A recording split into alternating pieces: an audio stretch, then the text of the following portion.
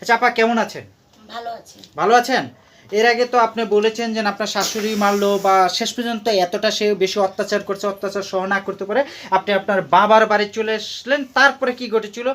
বাবার বাড়িতে আসছেন বা আপনি বাবার বাড়ির বাসার পিছনে এসে দাঁড়িয়ে কান্না করছেন, কিন্তু এরপরে কি ঘটেছিল একটু যদি আমাদেরকে বলেন। তারপরে আমার মা ঘরে নিয়ে যায় রাখলো। তখন আমার বাচ্চা পেটে 4 মাসের, ওই মাঝেরও ছেলে বড়, মানে সেকেন্ড বাচ্চা। হ্যাঁ। তখন ওই আচ্ছা। সেকেন্ড বাচ্চা ডেলিভারি হওয়া পর্যন্তই আমি বাবার বাড়ি ছিলাম। এর মধ্যে আমার খোঁজ খবর আর কেউ নেয়নি।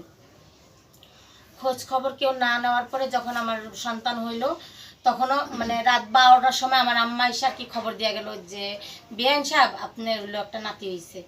তখন আমার শাশুড়ি মানে রাগ করে গালি দিয়ে উঠলো যে বাল হইছে, মেয়ে হইলে যাইতাম দেখতে, ছেলে হইছে কোনো যাব না। তো এরকম করে বলে উনি আর রাত্রে যায়নি। মানে তারা কি মেয়ে সন্তান আশা মেয়ে করছে? সন্তান আশা করছিল আমার আচ্ছা বাচ্চাটা আচ্ছা পরে। আচ্ছা। তখন উনি আর যায়নি। আর আমার হাজবেন্ড উনি হলো মানে শোনার সাথে সাথে নাচতে নাচতে চলে গেছে। উনি অনেক খুশি ছিলেন। মানে উনি ছেলে সন্তান চাচ্ছেন আর ওনার মা আপনার শাশুড়ি চেয়েছেন মেয়ে সন্তান। মেয়ে সন্তান। আচ্ছা তারপর? তো আমার হাজবেন্ড ছেলে আর মেয়ের মধ্যে কোনো মানে কোনোদিন তফাৎ করে নাই। আচ্ছা। উনি বলছেন যে ছেলে হয়েছে তাতে কি হয়েছে, ও কি বানাইছে নাকি। উনি অনেক খুশিতে গেল যে আমার মেডিকেল থেকে নিয়ে চলে আসলো। মানে আপনি দ্বিতীয় সন্তান হসপিটালে হয়েছে কিন্তু কোনো নরমালি হয়েছে। আচ্ছা। তারপর হসপিটাল থেকে নিয়ে চলে আসার পরে 12 দিন পরে আমার শাশুড়ি সবাই মানে গ্রামের সবাই যায় দেখতে, আইসা বলে যে তোমার নাতিটা এত সুন্দর হয়েছে, এত স্বাস্থ্য হয়েছে, হ্যাঁ অনেক সুন্দর, তুমি যাও না কেন, তুমি তো পুরা কপালি। তো এরকম বললে উনি যায় দরজার কাছ থেকে হুকি মেরে আর কি দেখতেছে যে কেমন সন্তান। যায় দেখে আমার বাচ্চাটা হাত পা লাড়াচাড়া করে খেলতেছে।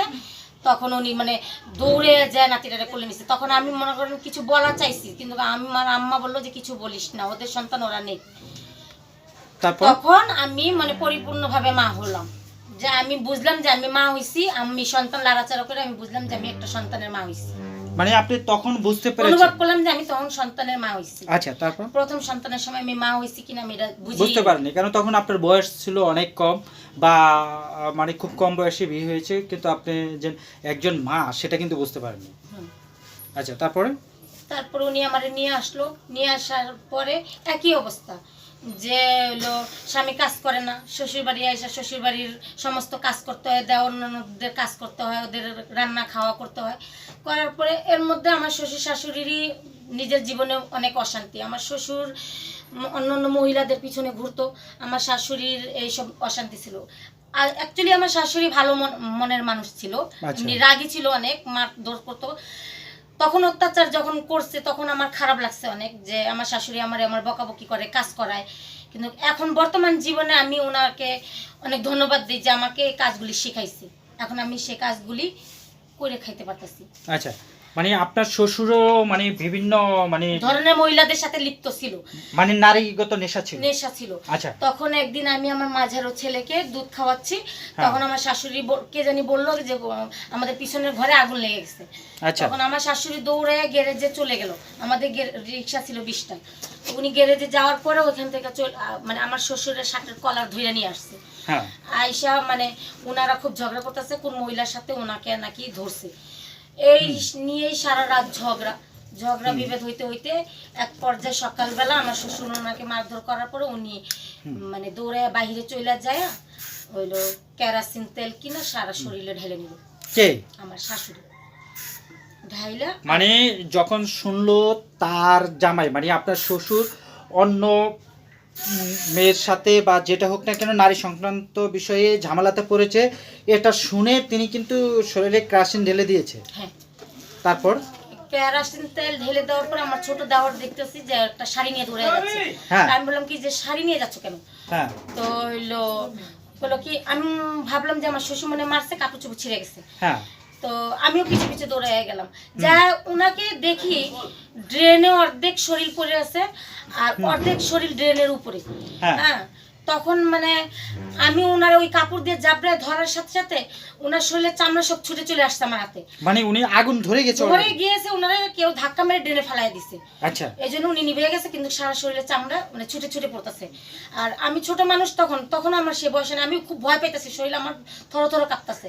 তখন আমি কাপড় পরানোর সঙ্গে সঙ্গে আমার এক চাচা শ্বশুর উনিও যায় দৌড়ায় ধরার সাথে সাথে আমরা দুজনেই পাজা করে নিয়ে হসপিটালে চলে গেলাম, আচ্ছা ঢাকা মেডিকেল।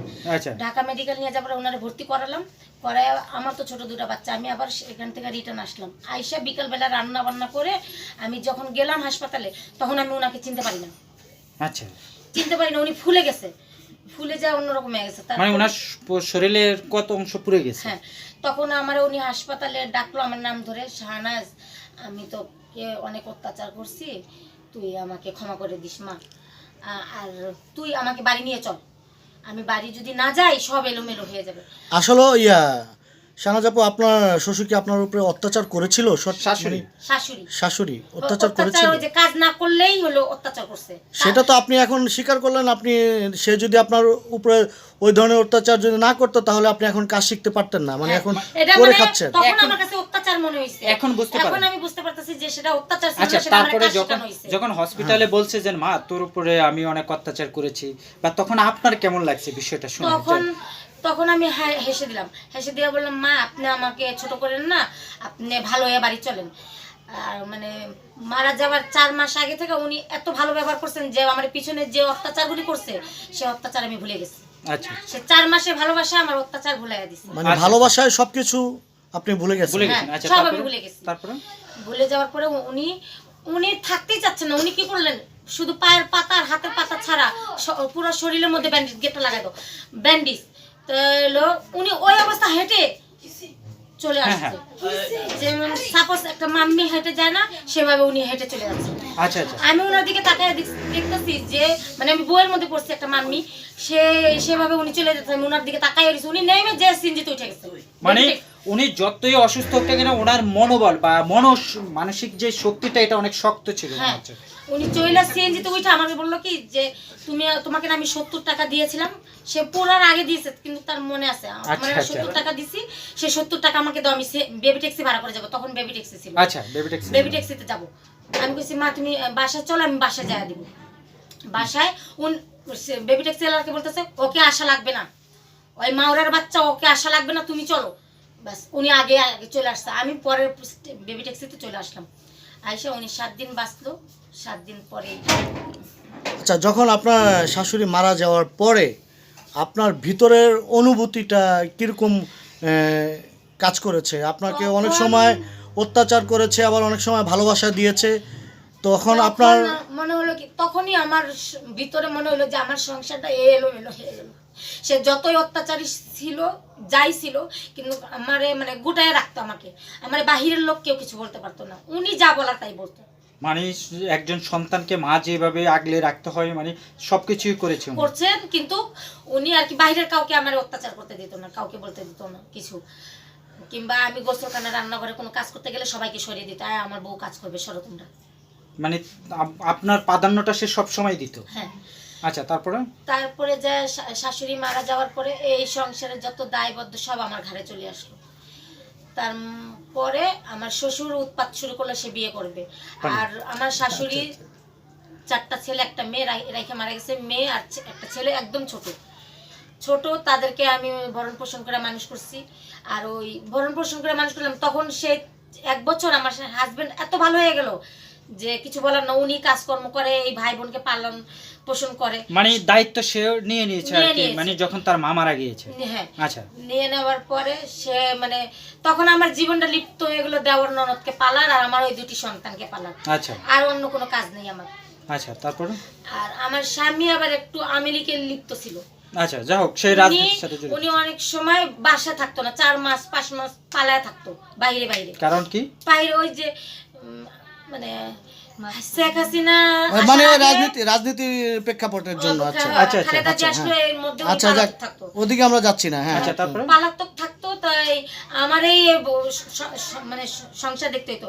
এর মাঝে আমার আবার একটি সন্তান পেটে এসে পড়লো। আচ্ছা, আপনি 3য় সন্তানের মা আমার হতে চলছেন। তখন আমার এই মানে পৌষ মাসের শীত, এই দেওয়ার ননদের পালতে হবে, ঠান্ডার মধ্যে সব কাজকর্ম করি, মানে করার সাথে সাথে তখন কিছুদিন পরে আমার একটি মেয়ে হলো। আচ্ছা, একটি মেয়ে অবশেষে কন্যা সন্তানের জননী হতে পেরেছে, যেটা আপনার শাশুড়ির স্বপ্ন ছিল। আমার টিকলো না, যেটা আপনার শাশুড়ির স্বপ্ন ছিল।